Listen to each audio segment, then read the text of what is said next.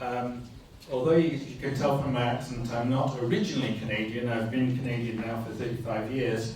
And I actually, at the time of the previous but one Canadian recommendations, I was the chair of the Fetus and Newborn Committee of the Canadian Pediatric Society. Since then, the committee who are responsible for the Canadian guidelines produced another guideline with which I was very unhappy. And more recently, in fact, I think it was last year it was finally published, there are some new Canadian recommendations that I want to talk about. I was a consultant on these latest recommendations, but I'm not actually one of the authors.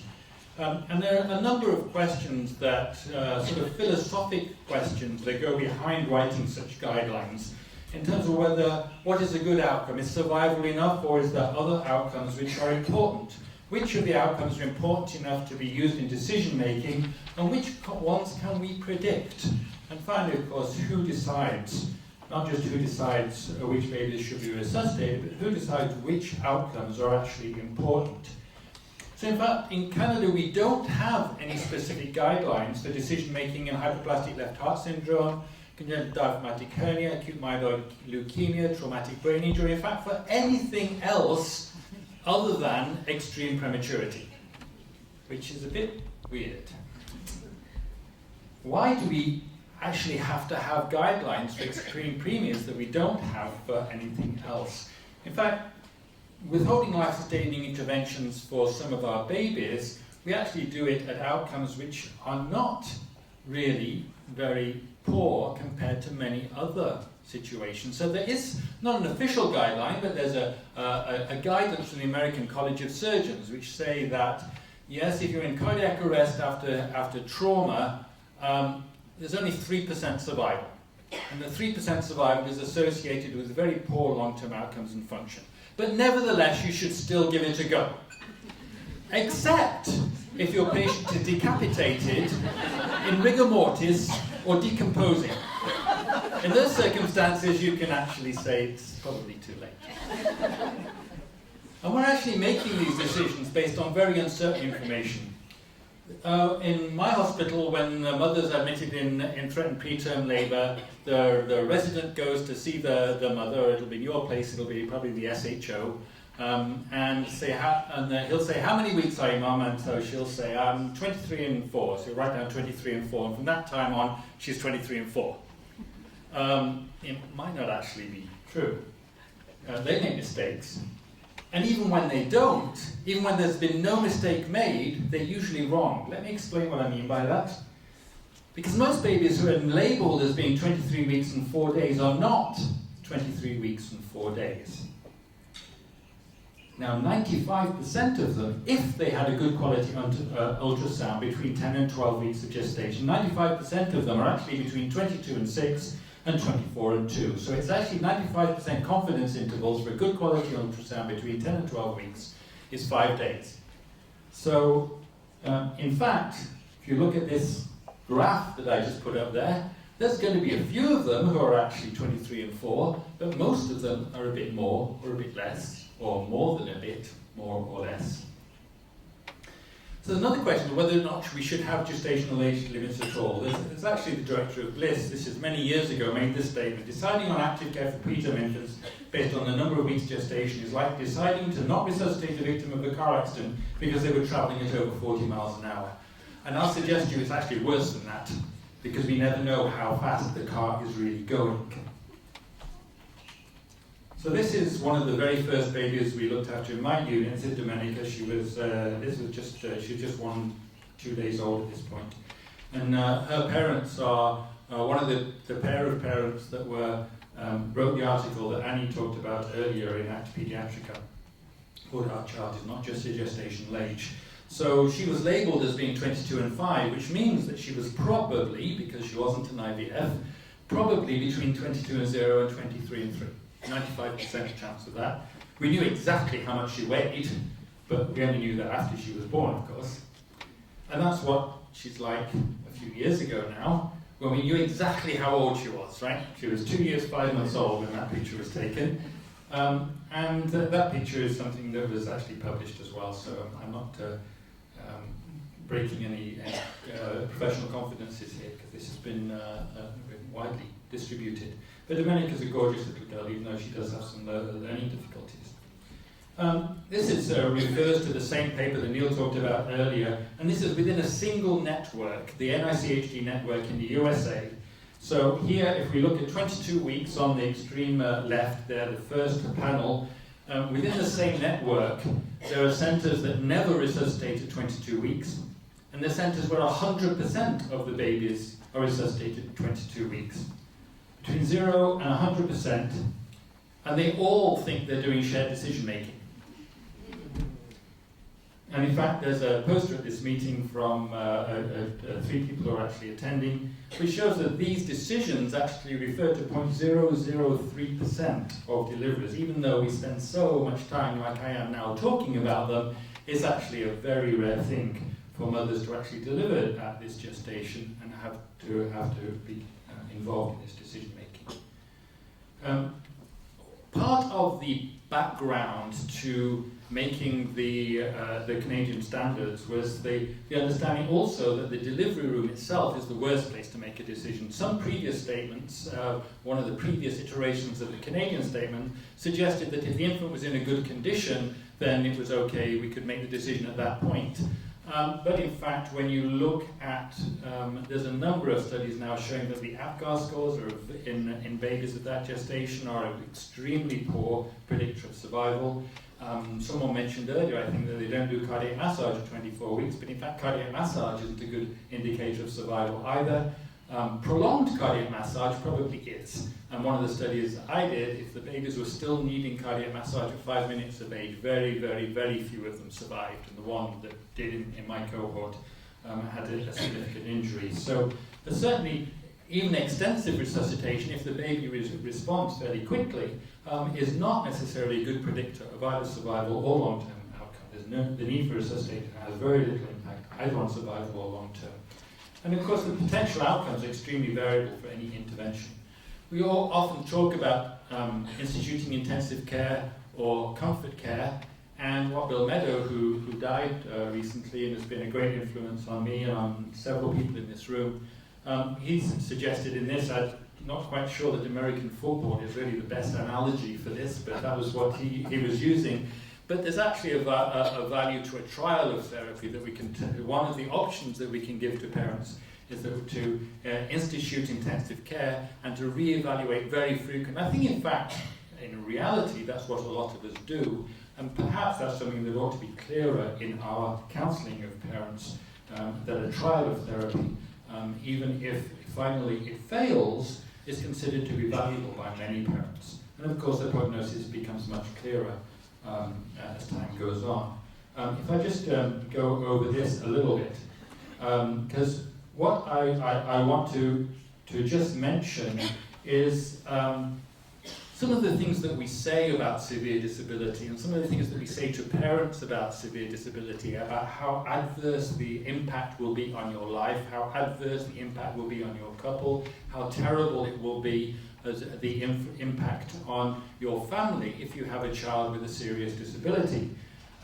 This is actually a study from a couple who are in Alberta. They're not a couple in that sense, they're 2 people, but in fact one of them does himself, one of the authors, a sociologist, has a child with a very serious disability. And they interviewed 80 families of children with disabilities. And the way they write it is they wanted to compare the actual experience of families to the professional myths of family devastation, unending stress, near universal divorce, and endless drudgery. And in fact, one of the things they showed was that there were many, many positive impacts. In fact, in these categories, and this is just one subset of their results, most of the parents actually referred to the positive impacts of having a handicapped, disabled child on their family. That they learned to speak out, they felt they could achieve more, they were more compassionate, they laughed more, they had a stronger marriage, they made the most of each day, and they learned what is important in life. So although, of course, there are negative impacts, just because And just because there are positive impacts, I don't want people to go away sort of just looking at the whole world through rose-coloured glasses, saying everything's fine, we'll just do everything whenever you can. And just because some of the impacts are positive doesn't mean you wouldn't want it otherwise, even though there's positive impacts of having a child with cerebral palsy and how you look at life and how important motor things are to you, doesn't mean you wouldn't prefer them to not have cerebral palsy. And those negative impacts can be addressed and minimised, but they can't be eliminated at all. And what I wondered at the time we were doing our study was, who's actually asked parents what outcomes are important to them in continuing or withdrawing life-sustaining intervention? And in fact, there's a couple of very nice studies, just a couple, where parents have actually been asked that very question. This is from Einar here, and as you can tell from her name, if you know anything, she's from Iceland. And she was able to interview all of the parents of 28-weekers in Iceland, because the total population is 150,000, so she didn't actually have it. It sounds like an awful lot of work, and it was a lot of work. It was a very nice study. And in fact, she asked them, what do you mean when you say, do you think it's appropriate to withdraw life-sustaining intervention for quality of life? And they thought, oh, I'm not so sure about that.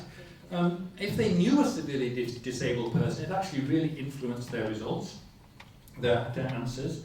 And the parents actually weren't aware of how uncertain we are about prognosis.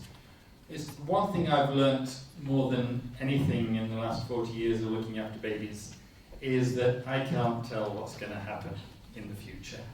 I've had 2 babies recently. I had one baby with neck who had a pH under 7 for 24 hours, and the baby survived and gone home. I didn't think that was possible. If someone had asked me after 23 hours to predict if this baby was going to survive, no way. Another baby we just had recently who was actually on 100% oxygen for 4 weeks, and a lot of that time was saturating 70 to 80%. Baby is now extubated in low flow oxygen, and at 46 weeks corrected, is getting ready to go home. I wouldn't have thought that was possible. I almost completely give up trying to predict the future, but sometimes you've got to try and make some sort of prognosis. But parents are really unaware of how uncertain we are about prognosis. In that study, the parents said, well, if the baby's not going to have any life, well, what do you mean about that? She asked them. Well, either postponing inevitable death for a short time, that doesn't seem to be worth going on, or living without an ability to communicate and interact. Now that's pretty severe impairment. The certainty of brain damage that would lead to inability to take part in human communication was what the parents answered. There's another study from PICU parents who said something very similar, that they thought withdrawing, at least 50% of them, thought that withdrawing intensive care was appropriate if the child would have no ability to communicate, would not have any feeling, and not think again. That's a pretty profound impairment that parents thought was appropriate to consider withdrawing life-sustaining interventions. And that's a study from the USA. So there are many outcomes that we don't consider, and whether or not they're appropriate for consideration when you're talking about instituting or not life-sustaining interventions is another question. But there are all sorts of outcomes that we really don't consider in any of our professional guidelines. And in fact, what I just want to do is to go over some of the Canadian recommendations, because just for a few minutes. And these are fairly recent recommendations, as I say, and I'm actually presenting the Canadian recommendations and my corrections to the Canadian recommendations, because I think that they're not quite the way I would like. So what they say is that if there's a pregnant woman who's at risk of delivery between 22 and 26 weeks, they should be transferred, if you can, to a tertiary centre. And I think, in fact, we should start transferring mothers earlier than that, for 2 reasons. First of all, everything's changing at 22 weeks in Canada as it is elsewhere, but also you actually don't know what her gestational age is. So if you think she's at 21 and 5, she might not be, and she probably should be in a tertiary centre, even if we're not necessarily, and we certainly haven't yet, intervened before 22 weeks. The NICHD network, that we've mentioned a couple of times, the centre in Iowa, they're now having survival of 70% at 22 weeks. And in fact, they're wondering if we can get survival at 70% at 22 weeks, maybe we should start intervening at 21 weeks. And maybe they should. I don't think we should yet, because we're not doing that well at 22 weeks, but we're getting better. And as I say, gestation is uncertain and so on. So the recommendation, of course, is that they should also get a chance to meet with an obstetrician and a neonatologist. What it says is that they should receive individualized, accurate information. And I think that's true, but what the recommendations don't mention is that trying to explore what is important to the parents, and that they should then receive individualized, accurate information which addresses those concerns if we can really try and figure out what's important to the parents. And that's very difficult to do during what is usually a fairly short, if you're talking about minutes to even an hour and a half, a fairly short period of time to really get to know the parents. They talk about shared decision making, and shared decision making, as I mentioned, has some limitations. You can have shared decision making and end up with all of them sharing the decision to intervene, or all of them sharing the decision to not intervene. And I think we really have to recognize our own prejudices when we're trying to institute shared decision making. And Annie has a sort of different word for it rather than calling it shared decision making. I think it's still a reasonable term, personally, but it's something that we really need to recognize that we have major impacts on that process. The statement says that you should use decision aids, and I really like the aid that I actually just saw, from which I hadn't seen before, that Neil showed. Some of the other decision aids are actually, as Annie showed earlier, extremely biased and full of information which is really very questionable. What did decision aids actually ever been shown to do in this circumstance? Well, they actually make parents' knowledge better. Did they do anything else? Did they actually change their decisions or make them more comfortable with their decisions? There's no real good information that they do. That doesn't mean that you shouldn't use them. I think you need to be careful about how you develop them, and that parents must be involved in the development of those decision aids, as it sounds like this one was. And this is one of the ones that Annie showed earlier, which shows, for example, it shows in the long-term blindness up to 15%. I'm not sure anyone has blindness up to 15%. And is that what parents really want to know? What's the percentage chance of my child having retinopathy of prematurity leading to blindness if they survive? I'm not sure that's really what parents want to know. And again, this is sort of fairly biased in the way it's constructed. So with the last thing on the slide being the wheelchair, despite the fact that very, very few of our babies are actually confined to wheelchairs. And even at 22 weeks, the majority of babies are not impaired. And this is my summary of what that whole paragraph says, is that we should all talk together, that we should give steroids if there's a chance of life-sustaining interventions, that you don't actually have to wait until that decision's been made. When Annie went into labour at 23 weeks and 2 days, the first thing that happened to her when she got to the delivery room is that someone stuck a needle in her thigh with some steroids. And then it was after that we had all these other discussions. And this was 14 years ago when she was in premature labour with Violette. And so just because you're given steroids doesn't mandate that you then intervene and provide resuscitation. It certainly doesn't mandate that you do a caesarean section. That they're decisions that should be taken separately. But certainly if you've got a chance that you may have life-sustaining intervention, the steroids should be given. That you should have a good team present when the baby is delivered. I heard earlier that sometimes the registrar is the one here that goes to the extremely preterm deliveries, and I would like to think that doesn't happen very often. I don't know. Certainly in my hospital, the neonatologist is all deliveries before 28 weeks, and we're in-house on call all the time, and there's always at least one of us on call in-house. So it's actually easy for us to make sure there's one of us there all the time. When it comes to babies who are born in peripheral hospitals, because even though we have a very well regionalized centre, sometimes mums appear at Saint-Jérôme and they're at 23 weeks gestation and fully dilated, and they can't really be transferred because you don't want it delivered in the ambulance. And in those circumstances, I think the decision tree is quite appropriately quite different. If I can get my team out there for the baby before the mother does it, then again that improves the possible outcome. But there's still a chance that the approach to resuscitation of those babies can be quite different. And as we mentioned before, I think the default position suggested by the Canadian guidelines, if you're not quite sure what to do, if you haven't had time, is to intervene. And if they don't receive intensive care, then doing everything includes compassionate palliative care, including warmth and pain relief. One of the other nice things in the Canadian standards, which wasn't present before, is this how-to guide, how to prepare for the consultation. Those are just the headings. There's actually a list of things which I think are really quite helpful for the most part. And that concluding includes providing support and giving realistic hope. Again, if you want to read these standards, they're actually very easily available on the cps.ca, which is the Canadian Pediatric Society website. And I think giving realistic hope in these circumstances is something, no matter what the decision is something that we can help parents to feel good about their decision.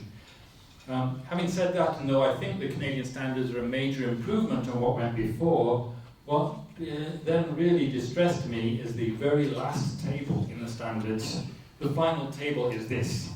All of a sudden, which isn't really reflected in any of the previous discussion, an extremely high likelihood of mortality or severe NDD, which is neurodevelopmental disability. It says palliative care is recommended, and the example is infants born at 22 weeks, irrespective of additional risk factors. And that, I think, sort of works against a lot of what was in the rest of the standards. So even though and certainly in my hospital, as I've shown you, we are still fairly selective at 22 weeks, but we now have quite a nice cohort of babies born at 22 and 23 weeks who are being followed, and I can confirm that their long-term outcome is very similar to those of babies who are born at higher gestational age. And I think for me, the main factor in making these decisions has to be survival rather than the long-term outcome, because that's something that we can't predict before they're born. We can't even predict it after they're born. We can't even predict it when they're going home. Thank you.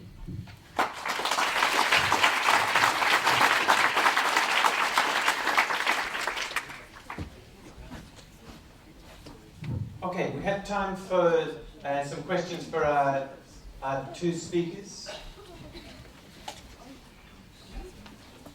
Naomi.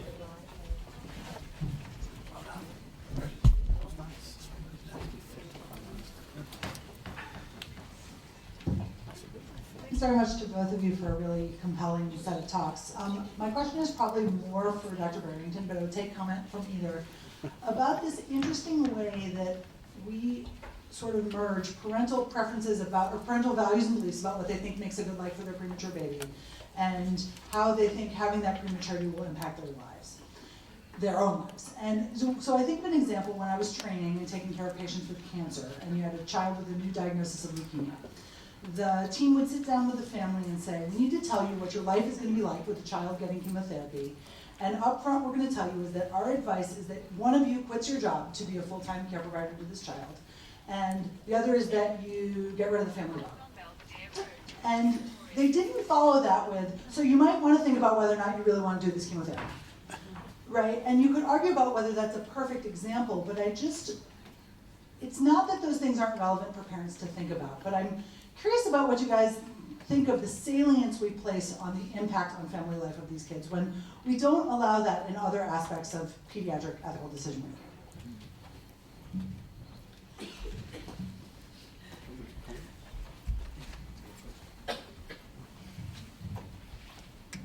I'll let Neil answer first.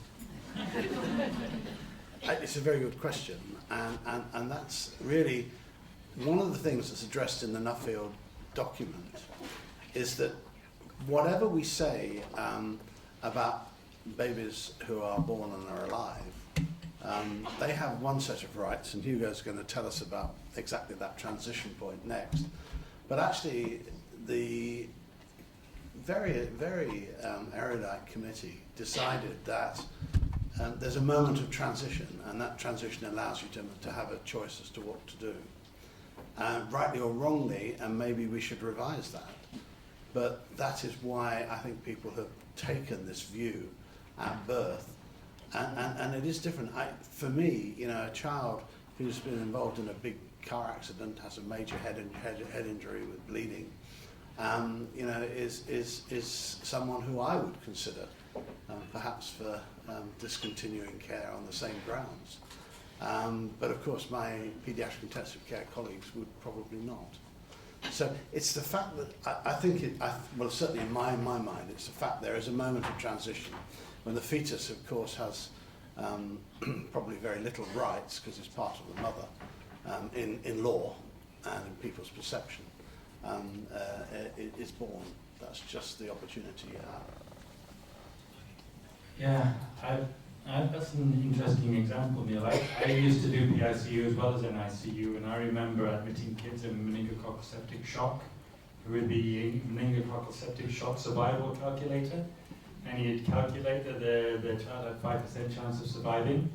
But the idea of not intervening because it would have an adverse effect on the family of a child who had multiple amputations or whatever, it just doesn't come up. But I think, even though I don't like to admit it, I think newborn babies are different. And I think they're different in the sense that, in fact, one of the things that I didn't like about the Nuffield report, and I'll tell you this now, there's this statement in there that the child should be treated exactly the same if they're 6 seconds old, 6 minutes old, 6 hours old, or 6 years old. But in reality, they then say that it's okay to let 24-weekers die. Well, that's not what you would do with a child who's 6 years old who's got exactly the same predicted outcome. So even though they said we should be treating these babies all the same, and because we don't look at a 6-year-old who's got leukemia or a new head injury and say, well, this is going to be really tough for the family, so we should let them die because of that. And in fact, I don't think that's really what we're saying in the neonatal. I don't think that's really, no, I know that's not what that was my addition at the end. That's not what the Nuffield report said. I think that we really do have to be careful what we think about the impacts on families, because the impacts on families, as Annie's studying now in the things she published earlier, are mostly positive. There's some negatives as well, but there's nobody in the whole cohort said it was only negative impacts on the families. And that's the 300 that we had at San Justin, but also the 750 parents that we're following that are in that study.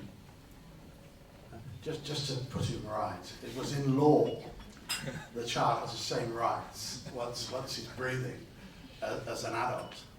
And in fact, in English law, case law, the fetus has inheritance rights anyway.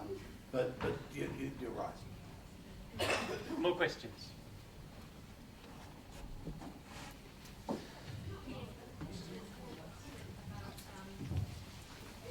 We're just going to have to jog, are we? Come on, Alan. There's a few problems today. It's really a comment about society, that as a society, with funding for mothers and fathers and care in the community, we need to make sure that that funding is available.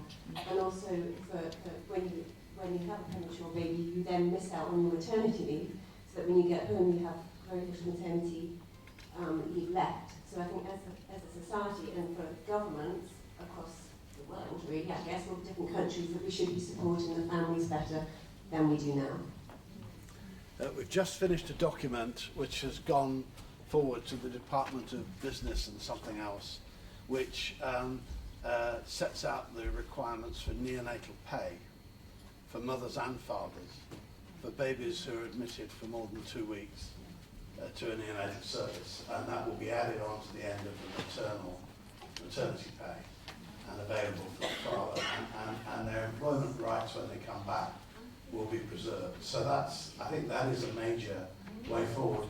And again, I hate to say it, Theresa May was very good at putting that out in her last week. She did a lot of good. In terms of the community care, I think that's a challenge that we all have to face, and how we get that across governments and funders is a real challenge.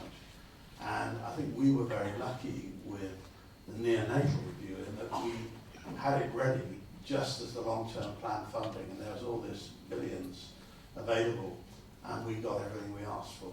But many other people didn't.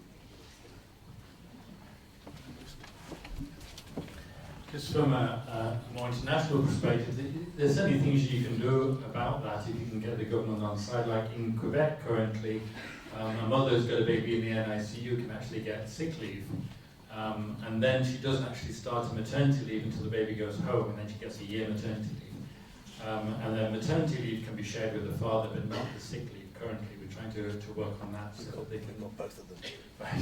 Yeah. So that's really an important plan for an important support. And certainly there's many places when we go to the USA to talk about this, they're sort of a bit stunned because there's actually no federal mandate for maternity leave at all in the US. State by state, they have the various mandates which can range from 1 to 4 weeks. I think Naomi can probably tell us a bit more about that, but there's really no allowance made for prematurity. And one of the things that's striking in Annie's data about what parents think is important to be told is that none of them talked about the money. And I'm sure if you went to the USA, a lot of people were talking about the money and the risk of going bankrupt and so on, which just doesn't happen in reasonably well-funded, not that well-funded, reasonably well-funded public health systems like Canada and the NHS. There's someone just here. Has to be someone close. Has to be closer. Go and ask a question. Take pity on Alok. My question as a general pediatrician, actually, the DDH, is there any data about the 23, 24 ex-utero transfers that were born within the DDH setting? And really about any recommendations you can give, is it going to be a consultant body consensus as to whether we try in the 22 weekers, or whether there's going to be consensus from our original Sonic team for us as to what we should be doing in that situation, because often it is those babies that can't be transferred, that come in the middle of the night, that you come in, you don't get time to counsel them really, you just have to deal with the situation in front of you. And it sounds like it's go for it, but I guess it's kind of coming as a consensus nationally. If that's what we're going to do in the DHs, then I think we need to really kind of on board with that. Just before I hand it back, I can confirm that as a network, we're addressing it by having those discussions involving you. So the 10th of January, I think the plan from our perspective is to involve all stakeholders, but to actually develop criteria for referral, transfer. I mean, there may be parental choice where parents don't want resuscitation in 22 weeks. Do we need to transfer them? Again, which babies to transfer? So that's going to happen.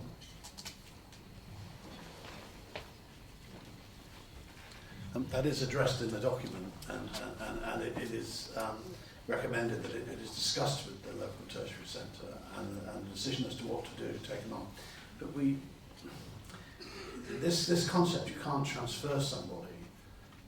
Yes, there are a few women who you can't transfer, but even in Epicure 2, we showed that if you put up tocolysis, gave some steroids, and then transferred the woman, you actually ended up with an outcome just like the baby that had been looked after fully in the tertiary centre.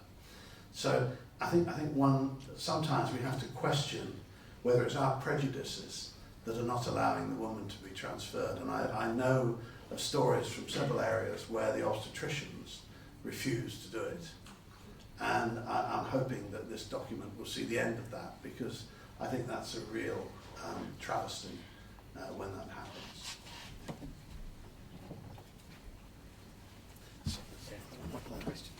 One last question. There's one at the back. I'm not running.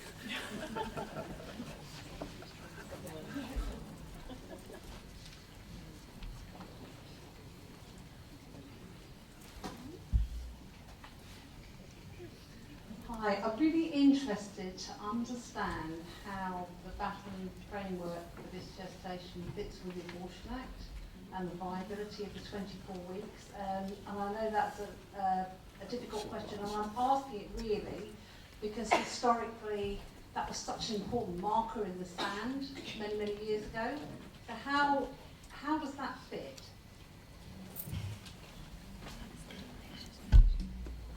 Don wants to answer. Yeah, I'd probably be quite rude.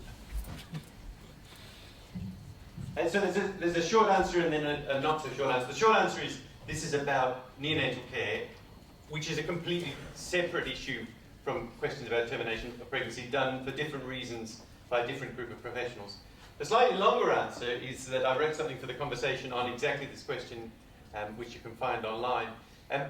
Actually, although there's lots of agonizing about it, this notion that the point of viability is changing and therefore the law needs to change, I think highlights that what we mean by viability is deeply kind of contested. And when people say that 22 weekers or 23 weekers are viable, we've got to say, well, in what sense are they viable? Often the particular claim is it seems inconsistent to be resuscitating 22 or 23 weekers in one part of the hospital while they're being terminated in the other part of the hospital. But of course, in our part of the hospital, we are also palliating 22 or 23 weekers, if that's consistent with the parents' wishes. So, in fact, it's not inconsistent at all for in one part of the hospital them to be continuing a pregnancy or discontinuing a pregnancy at 23 weeks, consistent with the mother's wishes, and in another part of the hospital to be resuscitating or not resuscitating. So that I think is the straightforward kind of, there is no urgent need for the law to be changed in this area.